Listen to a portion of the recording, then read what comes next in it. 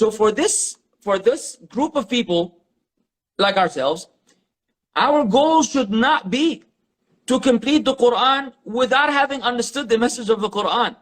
You're not going to get the huda of the Quran if you don't know what the Quran is saying. How often can someone be reciting an ayah, like just imagine someone sitting in the Quran and Allah Azza wa Jal warning the Muslims about consuming riba. Says, فَأْذَنُوا بِحَرْبٍ مِّنَ اللَّهِ وَرَسُولِهِ. So prepare yourself for a war waged at you by Allah and His Messenger. And the person reading this ayah had just finished engaging in riba and will continue to engage in riba afterwards. And he might do it with proper tajweed and beautiful makharij al-huruf and wonderful recitation.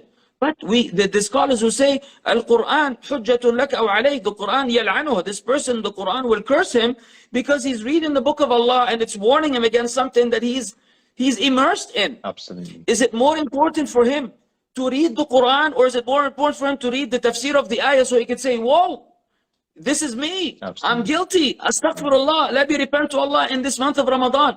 I'm giving you one example, and you could copy paste this idea over many aspects of our lives where we will find that we are at odds with the message of Islam, and the Quran has given us the guidance that we need. We're just not seeing it because our objective is, I did khatma, or whether one or multiple. We're so concerned with completing the Quran and we're not concerned with understanding the Quran. So my advice to me and you, for Allah's sake, this time, you still have time.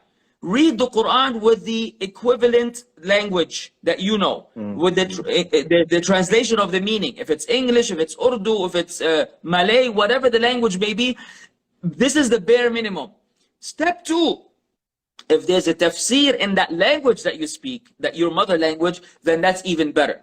So that you don't just have the surface meaning. Now you could dive a little deeper and understand some of the tafsir and some of the opinions of the scholars, and the hadith would support those particular ayat, so you can have a more comprehensive understanding of Islam and the Quran. That should be our objective in the month of Ramadan.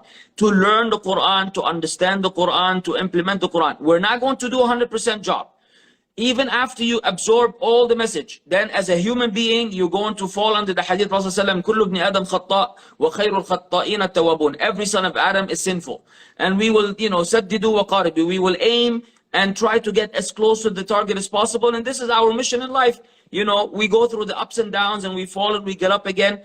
But as long as we're being guided by the Quran and the Sunnah of the Prophet ﷺ, with the understanding of the early generations, we are in good hands. We have a hope and we have an opportunity to attain the ultimate salvation in the dunya and the akhirah.